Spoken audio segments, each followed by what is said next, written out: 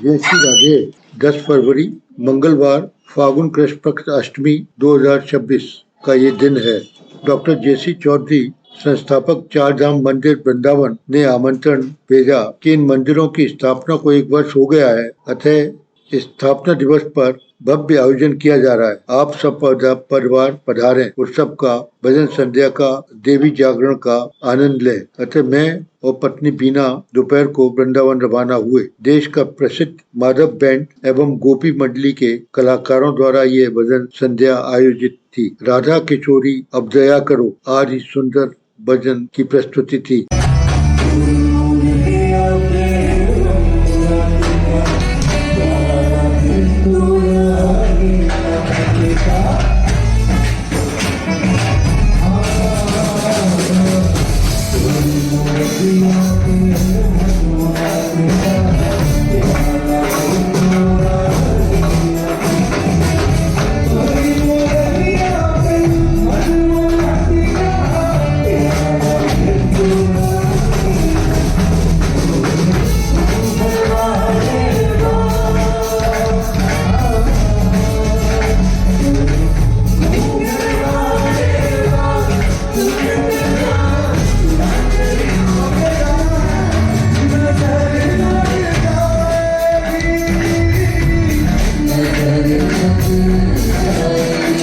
ब्रज की होली का भी उत्सव मनाया गया था। एक भजन पर कलाकारों ने आमंत्रित किया कि भक्तजन इस भजन पर आकर नृत्य करें, जो महाप्रभु जी द्वारा इस जगत को 500 वर्ष पूर्व प्रदान किया गया है। कृष्ण नाम का महामंत्र, कीर्तन और नृत्य प्रभु की प्रसन्नता के लिए एकाग्र चित्त से प्रभु की भक्ति की कामना करते हुए समर्पित हो, ऐसा मौका उन्होंने आज वृंदावन में दिया।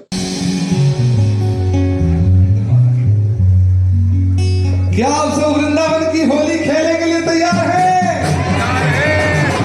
आप कैमरे के भी तैयार हैं? Alright, let's do this amazing फूलों की Holi with the countdown of 10, 9, 8, 7, 6, 5, 4, 3, 2, 1।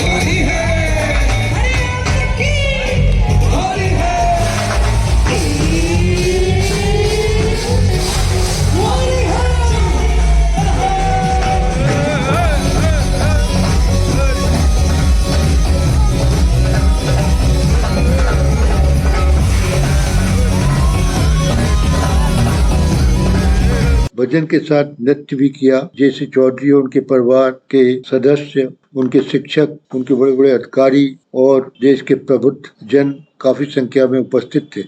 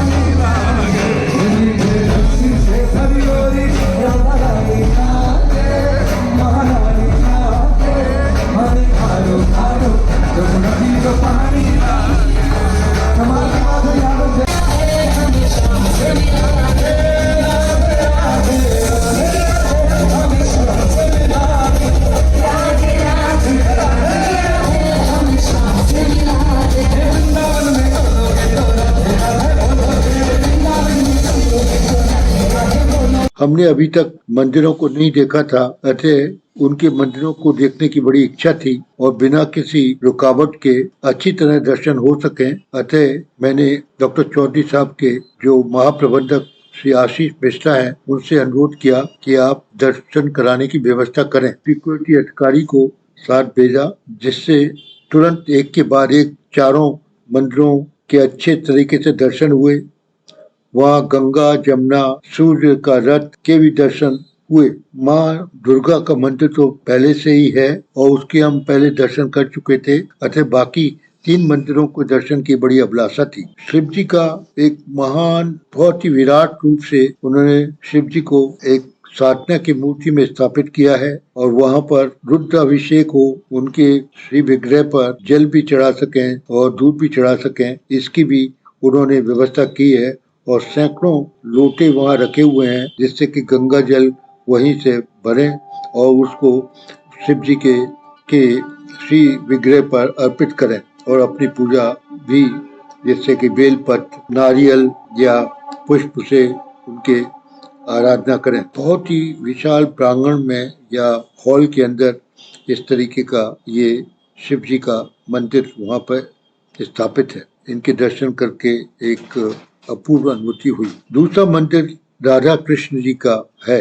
इतने दिव्य राधा कृष्ण की मूर्ति, श्री विग्रह एक बड़े से हॉल में स्थापित किया गया है और उसकी चारों ओर की दीवारों पर ठाकुर जी की लीलाओं को बड़े सुंदर तरीके से दर्शाया गया है। ठाकुर जी के इस विग्रह को उनके दिव्य वस्त्रों से, अलंकार से, पूजा सामग्री से, सुगंधित इत्र, पुष्प आदि से नित्य ही वहाँ पूजा होती है। ये अद्वितीय दर्शन है। मुझको लगता है कि इस प्रकार के दर्शन, इतने भव्य और इतने विशाल दर्शन शायद वृंदावन के किसी भी मंदिर में नहीं है। इस्कॉन की द्वारा भी बहुत से मंदिर स्थापित किए हैं, कृपालु जी ने भी वहाँ मंदिर स्थापित किया है, लेकिन जिन्होंने जो भी इनके राधा कृष्ण की श्री विग्रह का दर्शन करेगा तो वह अनुभव करेगा कि ये अद्वितीय है। पुजारी जी ने शुद्ध चंदन का तिलक लगाया, हमको माला अर्पित की और बहुत ही सुंदर दर्शन करने का हमको मौका मिला। इसके बाद हम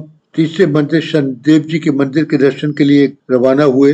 शनिदेव को भी एक रथ के ऊपर उनके बिठाया गया है, उनके वाहन पर सवार हैं। दीवारों पर भी सुंदर चित्रण किया हुआ है। विशाल हॉल है, सुंदर सिंहासन पर वो विराजमान है। सूर्यदेव के पुत्र हैं शनिदेव, अतः पास में ही सूर्यदेव जी भगवान का एक भव्य रथ रखा गया है, जिसको 7 सफेद घोड़े खींचते हैं। इन मंदिरों के दर्शन, गंगा जमुना नदियों के दर्शन और उसके आसपास का के सुंदर जो उन्होंने एनवायरनमेंट क्रिएट किया है, कितनी सफाई सुविधा व्यवस्था के साथ ये सारे दर्शन हैं, ये अद्वितीय हैं। इस प्रकार की व्यवस्था शायद ही किसी और दूसरे मंदिर में देखने को मिले। इनके दर्शन से हम बड़े अभिभूत थे। दर्शनों के बाद हमको उन कलाकारों के साथ फोटो खिंचवाने का भी सौभाग्य प्राप्त हुआ, जिन्होंने ये केवल भजन गायक ही नहीं है, बल्कि इन्होंने साधना करके राधा कृष्ण की अनुभूति प्राप्त की है और हृदय से ये उनकी भक्ति करते हैं